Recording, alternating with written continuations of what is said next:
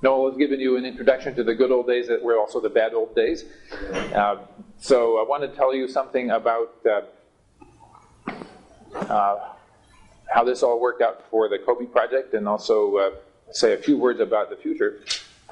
Before I get into that, maybe I should say a few words about the James Webb Space Telescope, because everybody knows that's what I'm actually working on now. Where we stand is that over the past year, we made a complete replan of the mission. It has been thoroughly reviewed and accepted by all of our technical panels. It has been voted on in the Senate, and they were in favor. The budget was voted to be zero in the Congress, and that has to be resolved in committee. As I understand it, the Congress is on leave this week, and they will maybe get back to this next week. This is only talking about the fiscal 12 budget, but at any rate, we, NASA, have a plan that runs all the way through 2018 for launch. That's when the launch will be. So personally, technically, I think we're doing quite well. The world is chaotic. So we're hoping, keeping our fingers crossed, whatever you do for good luck, please do that. So the COBE satellite was started by a conversation back in 1974 where NASA issued this announcement of opportunity, and I had worked on a related project for my thesis at UC Berkeley, and the balloon payload had failed to function for 3 good reasons. And so I decided I was going to get out of the subject and never do that again. So, however, NASA asked for these proposals, and I was now working for an astronomer that was working for NASA at the Goddard Institute for Space Studies in New York. That was Pat Thaddeus. And so I said, well, you know, boss, my thesis project failed, but it should have been done in outer space. So he said, okay, we'll call up some people and make a proposal. And, you know, it never failed. It kept on not losing. And all of us thought at the beginning, well, the chances are certainly low that this will ever go forward.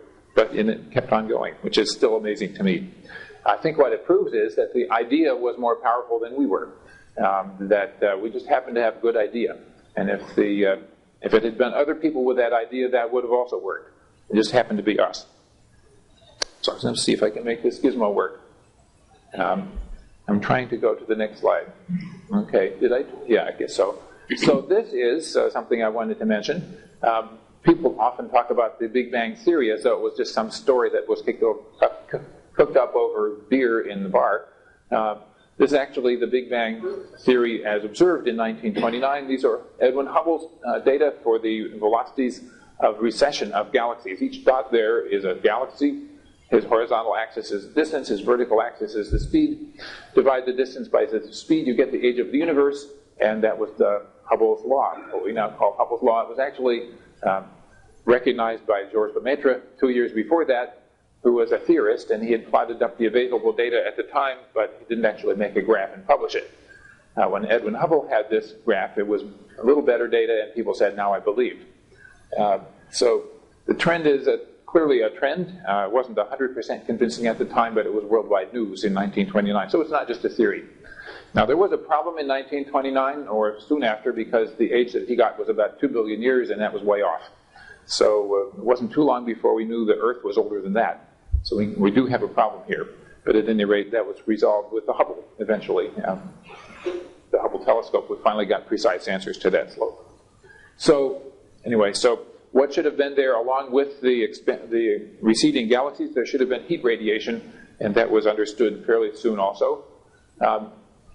But before I get into that, let's just say we cannot draw you a picture of the Big Bang. You cannot stand outside the universe and look at it. So if somebody draws you a picture of a little grenade going off, says that's the Big Bang, that's not right.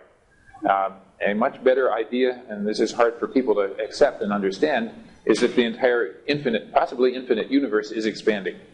And one way you can think about it is that all the stuff is rushing away, just as Hubble saw. The other way you can think about it is space itself is stretching out. Now, space isn't a substance, as far as we know, and all we know is how to measure it. We don't know what its properties are, if it has any.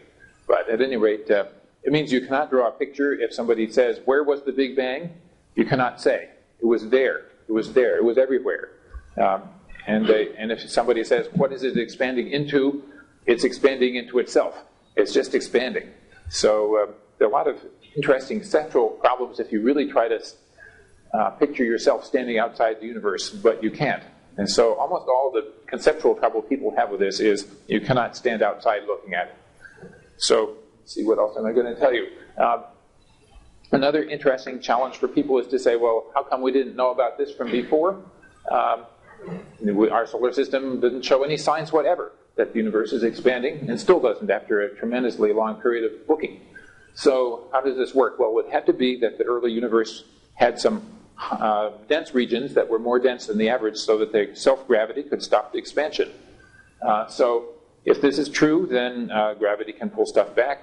Heat will be released as the material contracts in. You have to get rid of that. Eventually you can make condensed objects like stars, galaxies, and so forth. So this is how the idea that the universe will become uniform and smooth and in the long-term future and entropy will be maximum that way is defeated. We have a curious situation in which gravitation produces negative specific heat. So the things that you think of as basic laws of thermodynamics really don't apply when it comes to this. As an example of how gravitation produces negative specific heat, imagine a satellite orbiting around the Earth. It loses heat loses energy to atmospheric friction. It falls in, and it goes faster. That's negative specific heat. You take out energy, and it goes faster. So this is how the universe is unstable, and how come we can exist, defeating that particular law of thermodynamics that we thought we learned, because it didn't apply to this situation. So after all that is working, then we can have the complexity of modern life, and here we are asking these kinds of questions. So this is the COBE satellite that resulted from all of that discussion that Noel described. It's almost the way that we sketched it on a napkin in 1974. And as he described it, had to be completely redone after the Challenger disaster, and the previous design looked totally different. We had to lose half the mass of the shuttle version, and turned out that was not impossible. It was not impossible because half the mass was due to having to fly on the shuttle. There were a couple of thousand pounds of aluminum and about 3,000 pounds of fuel that were required because the shuttle couldn't actually get the satellite to where it needed to go, which was 900-kilometer altitude polar orbit.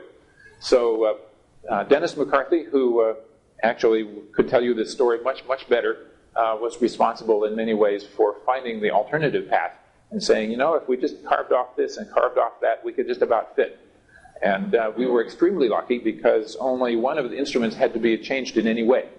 And the two of them that were inside the helium cryostat, let's see if I can get this to work. Yeah, there's a helium cryostat up here with two holes where the instruments are looking out. Those instruments didn't have to be changed at all. The microwave boxes that were around the outside, they had to be repackaged, but they did not have to have new detectors. So this was an extraordinarily fortunate pathway that Dennis found, because otherwise I don't know if we ever would have finished the project. Another thing that happened, by the way, in the result of the Challenger and the recovery was it was recognized that this satellite could go from being an experience-gaining in-house project to being NASA's top priority for the next science mission. So when we were a training program for young scientists and engineers, it was really hard to say, I have to have it now. I have to have it now.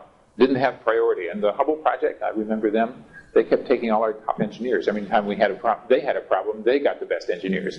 So we kept on going until finally it was realized that this could really be the next science mission after the Challenger, and it was. It went up a few months before the Hubble went up. So quite amazing story about all that. So now this is still in orbit, I think, up there in 900-kilometer polar orbit. They used it after we were done for communications practice, and it's, I think, still probably working for that. So, let's see. Come on, what am I doing wrong? Okay, result number one. After a few weeks of operation, we were able to select a few minutes of good data and draw this picture. This is a test of the Big Bang Theory. The smooth curve is the prediction of the spectrum of the 3-degree Kelvin cosmic background radiation, and the little boxes are all the measurements that we had gotten. We didn't even yet know how to calibrate the instrument. But what we had done was made a differential photometer, a differential spectrometer, so that if we looked at the calibrator body and it looked the same as the sky, we were done to make this picture. So we got a standing ovation for this chart, which completely amazed me because I already knew this answer, of course, and also I really had believed the theorists for a long time. The theorists said there are 100 million photons for every one atom. So how are you going to get the atoms to do anything to this spectrum? It's got to be like that. So on the other hand, other ingenious theorists were very surprised that the universe turned out to be this simple. So our second big discovery came a couple of years later. This is the map of the hot and cold spots in the early universe. It's a result of taking hundreds of millions of observations of two radiometers. Again, it's a differential design, two radiometer horns pointing in two different directions, 60 degrees apart on the sky. All possible combinations are observed, fitted into a giant least squares fitting program, and you get a map. So that's the map number one. And it's got a big pattern in there, which is due to the fact that Earth is moving relative to the rest of the universe at 300 kilometers a second or so. And so you subtract that out, you get this pattern. You say this wonderful pink thing across the middle, that's the galaxy we live in. Those are electrons in the galaxy. Take that out, and you get this pattern. These are the hot and cold spots in the Big Bang radiation, and those are the ones that become from dense regions and less dense regions in the early material. So those are the ones, actually the cooler ones, these colored ones, are the ones that are going to grow up to be clouds of galaxies. And the pink ones are going to grow up to be empty. So this is early conditions of the universe as it was when the material became transparent at the age of about 389,000 years. So that's the initial conditions of the universe. And now if you're very good at computers, you should be able to simulate everything that's happened since. And so you actually are getting good at this. So we got a prize from Stockholm. This is the press release. The discovery of the black body form and anisotropy from the cosmic microwave background radiation. Black body form, that's what the pressure cooker of the early universe produces. It's that smooth curve. Anisotropy is Greek, and it just means not the same in every direction. So there I am with my chart. I've showed that chart hundreds and hundreds of times by now. And here I am with the king getting my diploma. I think that's the best diploma I got. My machine.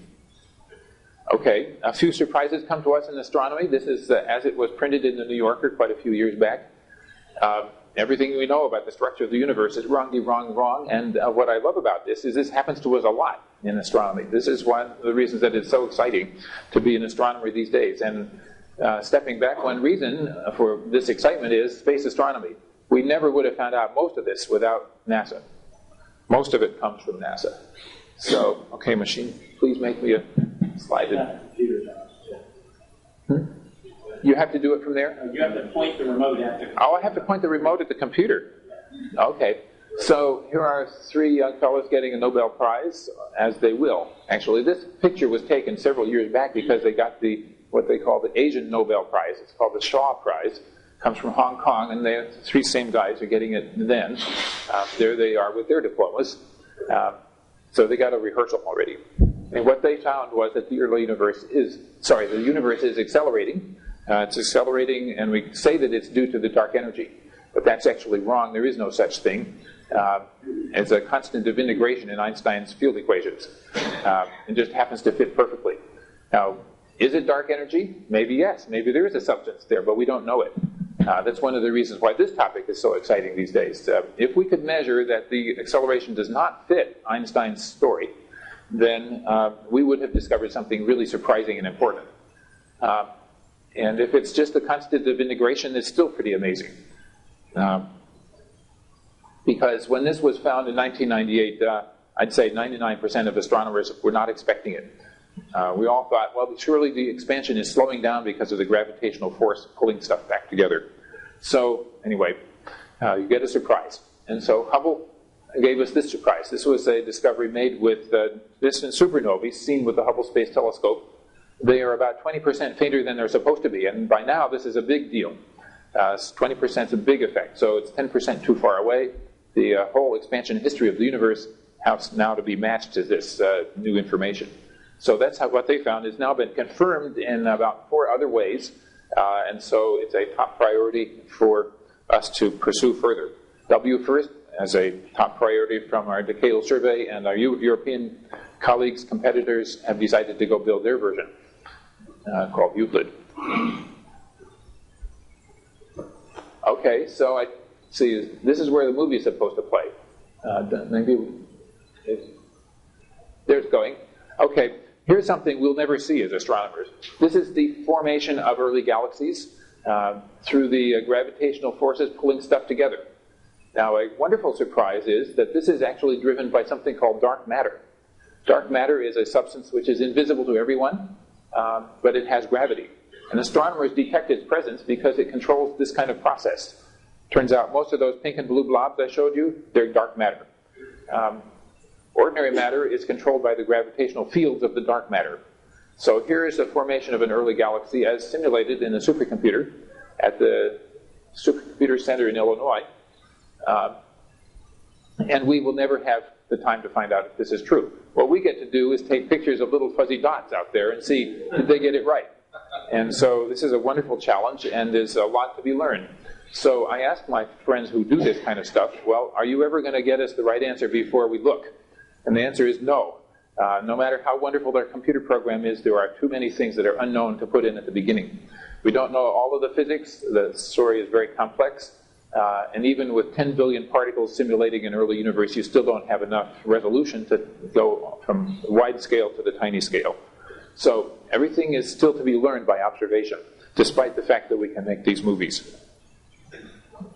So a few things you can read about this if you want to know more. There's a paperback book, which is, last I looked, about 97 cents at Amazon. We have websites that summarize all of these things. And so that's some of the history there that you can look into for some more scary stories. And now I wanted to also now launch into a few philosophical things that I thought I might have learned.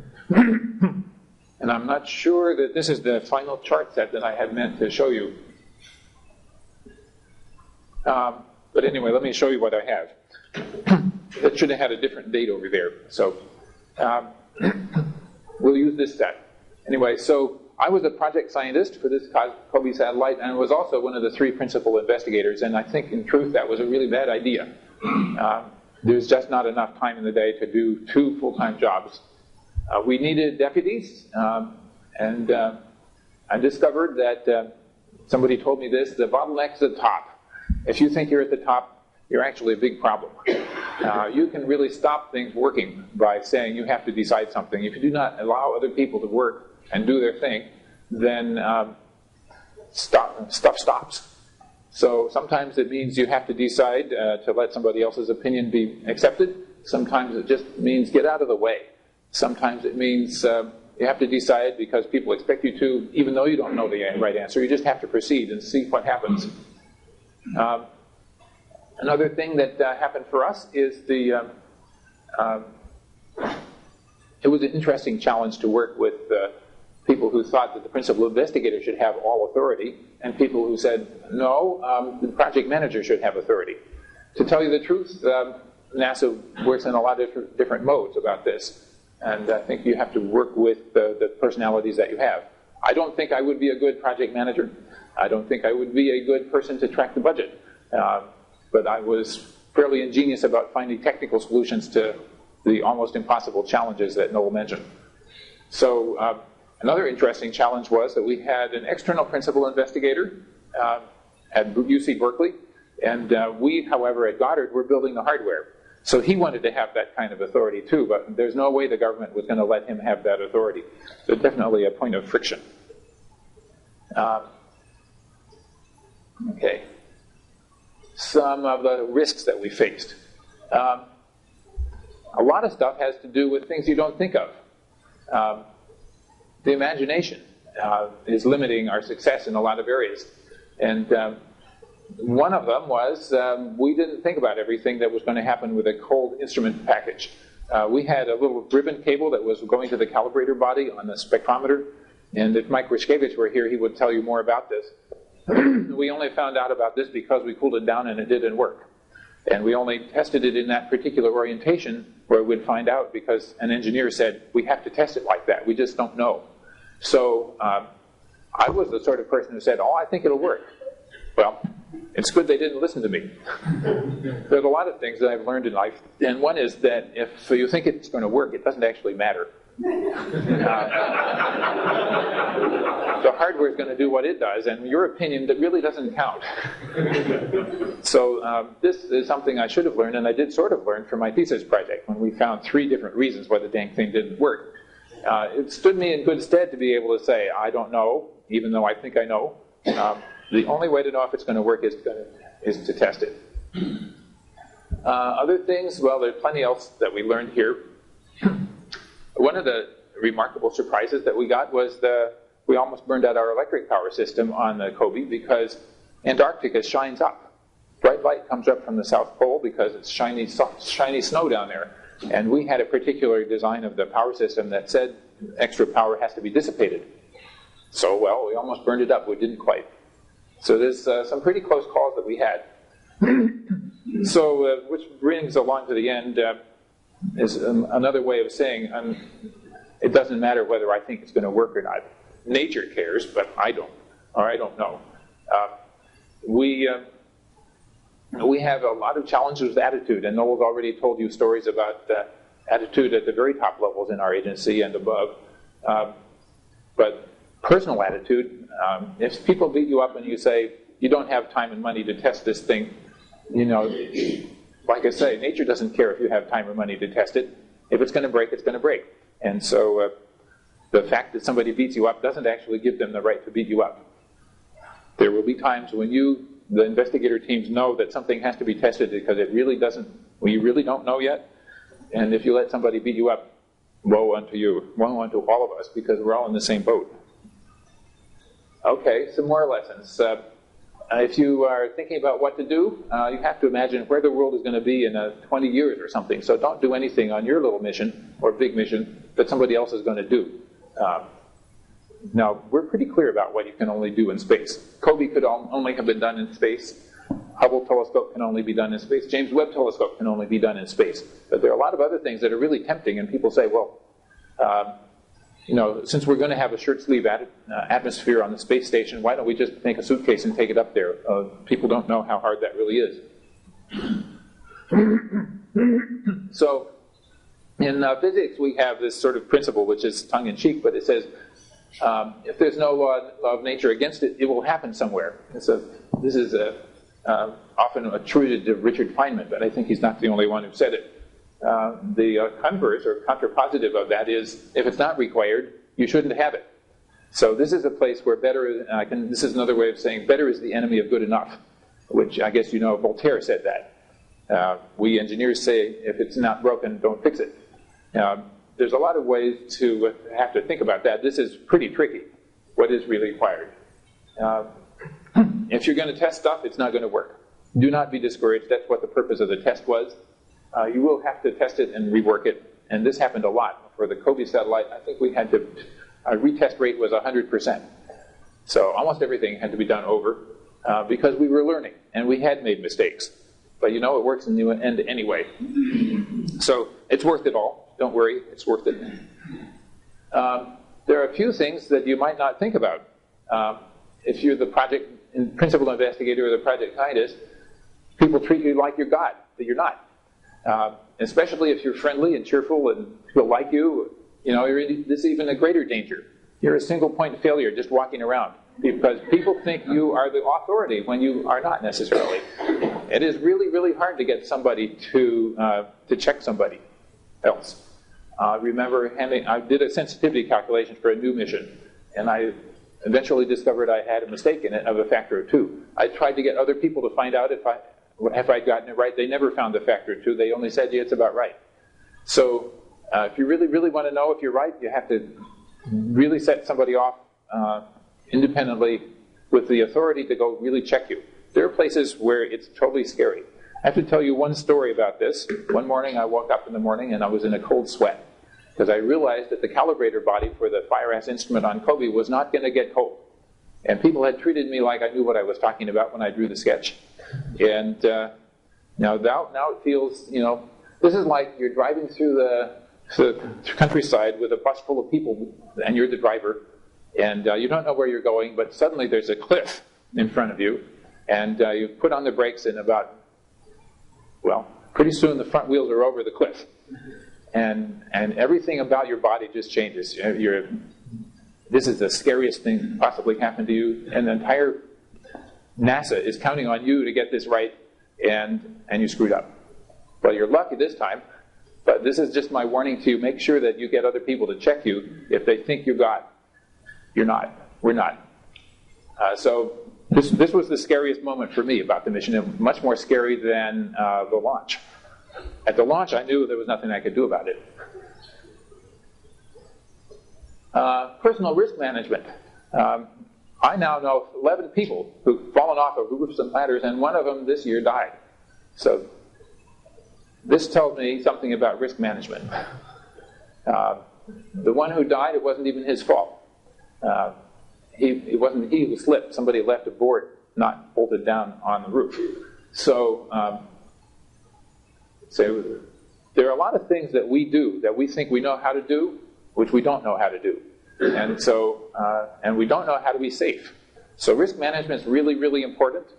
Those of you who are concerned about not really liking the risk management system that you're required to have, well, it could be really important to you. We have a very big informal one for the James Webb Telescope. For the COBE, there was we had one, but it didn't include what if the PI screws up. So the type of people that get into trouble are just us, We're the ones who say, I could do that, but we can't. So a few other things. Personality. We've heard a lot about diversity of teams and inclusion of many ethnic groups, origin groups.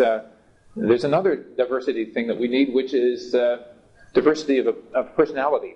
If you get Charlie Pellerin's book on how NASA builds teams, a lot of it's about this. There are people who are in the wrong boxes in their work breakdown structures, organization charts, because they just do the wrong stuff. I like to be in that little box called visionary and forward-looking. That means I'm not actually good at all my fact-checking. I don't like to be grouchy. I don't really plan ahead all that well. I need really, the team has to have somebody who does all of these functions really well. And so Charlie's book outlines this a lot. And by the way, have you everybody read it already? You already have it? Yeah. He credits me as the reason that he wrote the book. Because I said once that half the price of a mission is socially determined. And he thought about it, and I thought about it. I wasn't so sure I knew what I meant when I said it, but it was provocative. His book reflects this concern that we have to be doing the right job for which we're suited. And there are plenty of other things that are out there that are good to learn and think about, but this is important to me. If I'd listened to all the people who said it couldn't be done, we'd never gotten anywhere, because it really couldn't be done. What we knew at the beginning, there was just no way to do it. It was the almost impossible challenge. And the same thing happens with the James Webb Telescope. When we said we were going to do it, almost all astronomers laughed at me and said, that's impossible. We called it the giggle factor in the early days. Now we've invented all the 10 inventions, and we're doing normal engineering. And so it's coming along. But it was hard. So, okay, what else? Matrix management. We had this amazing fight at Goddard Space Flight Center about matrix management. And I know it's laughing here too. This has been something NASA does to itself, but so do most other large organizations. And if you're not in this situation to see it, typically all the mechanical engineers at Goddard are in one organization, and they're sort of sent out to work on different projects. And that can work really quite well, except if the organization manager says, okay, you're working on 10 different projects. I'll send you 10% of your time over there, and 10% there, and 10% there. That's hopeless. That person never has time to keep up, much less contribute. So if you're the project manager and you're paying for these people, you're not getting your money's worth. So try to make sure that if you are matrixed, or we're dealing with a matrix organization, you get well over 50% of the people's time that you're asking for. Or you might as well just let them go. That's sort of my opinion. there's a reason why we do matrix organization. It solves other problems, but for a project to be complete, people really have to know where their boss is and whose project they're working on. So the end and the beginning. So I think it's a good time to take some questions. Let's have some questions, and then we can talk more about what Dennis did. So.